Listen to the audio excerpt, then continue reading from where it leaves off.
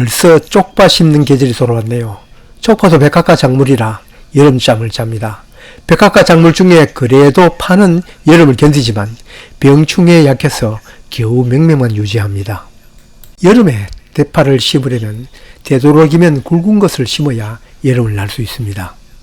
쪽파도 여름잠을 덜 재우고 한여름에 심어도 봤습니다만 발화율이 떨어져서 그렇지 싹은 올라옵니다.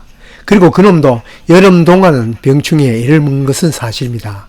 꼭 일찍 쪽파가 쓰이면 그렇게 하고 아니면 가을에 심는 것이 발화율도 좋고 병충해도 잘 견딥니다.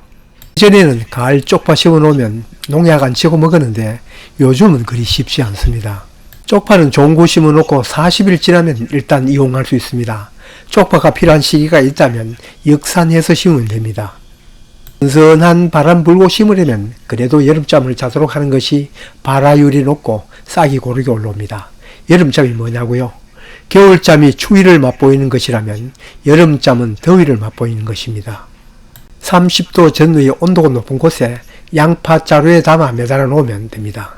그렇게만 해놓아도 이렇게 저절로도 싹이 올라옵니다.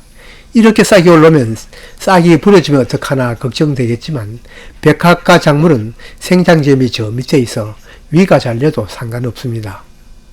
쪽파 좋은 거 아래 위 다듬어 가며 심나 그냥 막 심나 큰 차이는 없어 보입니다. 오히려 충분히 여름잠을 재우고 선선한 바람이 불 때 심는 것이 싹도 오르게 발화율도 높아 보입니다. 쪽파를 심은 지 3일째인데 벌써 싹이 올라왔네요.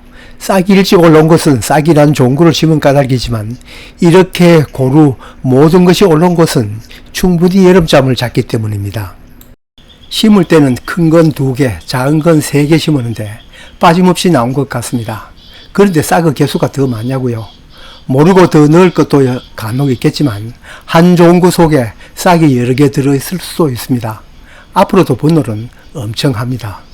다른 씨앗은 시원한 곳에 보관하지만 여름잠을 자는 쪽파 씨앗만큼은 종구 채취 후 바람은 통하면서 30도 전후가 되는 곳에 양파 자루 같은 곳에 매달아 두는 것이 좋습니다. 또 특별한 시기에 쓰임이 없다면 서둘러 심을 이유가 없습니다. 더운 때는 싹도 잘 안 나오고 병충해도 많습니다. 앞에서도 잠깐 언급했듯이 예전에는 소규모로 심은 쪽파에는 큰 병 없었는데 지금은 아닙니다. 아무리 바빠도 종구 소독은 해야 합니다. 흔히들 종자 소독에는 베노람 소화제 씁니다만 꼭 그럴 필요는 없습니다. 쪽파에게 잘 나오는 녹균병이나 여러 곰팡이병 방지하는 살균제가 있으면 그것과 응애가 붙어 있을지도 모르니 응애아약 타서 한나절 담갔다 건지면 됩니다. 전통적으로 쪽파를 심는 방법은 그냥 고를 타고 쪽파 종구를 뿌리고 묻습니다. 요즘은 비닐에 구멍을 내서 심기도 하는데 그건 심는 사람 맘대로입니다. 잡초는 9월 이후에는 한두 차례 뽑아주면 됩니다. 쪽파 심는 밭에 퇴비 넣어 심으면 쪽파의 자람에 좋습니다. 쪽파 심는 밭은 가급적 작년, 재작년에 심지 않았던 곳에 심는 것이 병충해 발생을 줄일 수 있습니다. 약을 자주 치는 것보다 이 점이 더 중요합니다. 종구를 소독하는 것은 종구에 묻은 병충해를 없애자는 것이지 심어 놓고는 밭에 있는 병과 해충이 문제가 됩니다. 또 백합과 작물 중에 쪽파가 칼슘 부족 현상이 잘 나타납니다. 그러니 석회가 부족하지 않도록 밭을 만드는 것이 중요합니다. 토양살충제는 기본이고 토양살균제도 있으면 치는 것이 좋습니다. 특히 퇴비를 넣었으면 자칫 고자리팔이 올 수 있으니 잘 삭힌 퇴비를 뿌리고 토양살충제를 좀 진하게 칩니다. 종구 넣는 간격은 비좁은 대로 넓은 대로 뽑아 먹습니다. 종구는 많고 장소는 좁으면 비좁게 뿌리고 그렇지 않으면 이 정도 간격으로 뿌리면 됩니다. 뿌린 종구는 자라면서 뿌리가 늘어나는 즉 분해를 합니다. 마늘은 좀 깊이 심지만 쪽파는 씨앗 길이의 한 배에서 한 배 반만큼 묻으면 됩니다. 마늘처럼 세워서 심으면 싹이 바로 올라와 더 가지런해지겠지만 그냥 이렇게 뿌려도 싹은 다 올라옵니다. 비닐을 깔고 심을 때는 유공 비닐을 이용할 수도 있지만 이렇게 원하는 간격으로 구멍을 내서 심습니다. 구멍 간격은 구멍 크기만큼 띄우고 한 구멍에 2-3개씩 심습니다. 자료에 의하면 9월 초중순에 심은 쪽파가 가장 품질이 좋다고 합니다. 소독한 종구를 심을 때 이왕이면 굵고 충실한 것을 먼저 심습니다. 사람마다 불평과 편리는 다르지만 파나 양파, 마늘, 심지어 쪽파까지 이 도구로 필요한 만큼 깊이 구멍을 내고 심으니 작업 속도가 훨 빠릅니다. 손가락 굵기의 격가지가 달린 나뭇가지를 잘라 다듬어 사용하면 됩니다.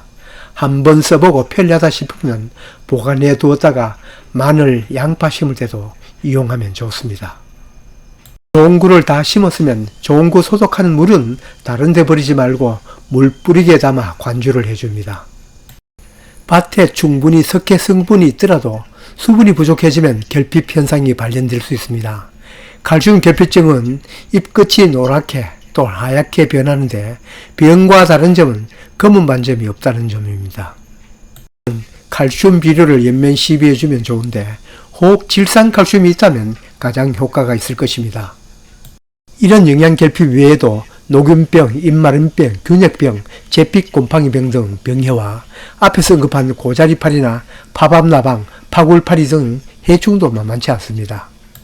아무리 소규모로 심어 가꾸어도 해가 갈수록 병충해는 늘어만 갑니다. 이것도 여름에 심은 것은 병충해가 더 심하니 자주 예찰을 하고 방제를 해야 합니다. 쪽파나 대파나 오는 병은 비슷합니다. 그리고 병 방제 또한 같다고 할 수 있습니다.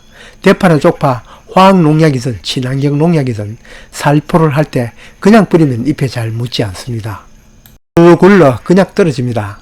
잎에 약이 묻기 위해서는 꼭 확산성 전착제를 섞어치는 것이 효과가 있습니다. 쪽파를 비롯한 백합과 작물은 날씨가 더운 9월과 10월 초까지는 병충해가 극성을 부리지만 날씨가 선선해지면 파이 생육도 좋고 병충해는 오히려 줄어듭니다. 정리하면 쪽파 여름잠 안 자고 여름에 심어도 발화율이 떨어져서 그렇지 나긴 납니다. 그러나 여름잠을 자고 난 씨앗은 발화율이 높습니다. 심는 밭은 가급적 돌려짓기를 해야 합니다. 그리고 종구 소독, 봄밭 소독 철저히 하여 심어야 합니다. 쓰임새가 있으면 40일 전에 심고 그렇지 않으면 더위 가고 9월 이후 심는 것이 안전합니다. 석회가 부족하거나 성장 중 수분이 부족하면 석회 결핍증이 오기 쉽습니다. 그리고 이렇게 해도 온도가 높으면 병충해 올 수도 있습니다. 조기 방제를 하되 꼭 전자제 섞어서 치도록 합니다.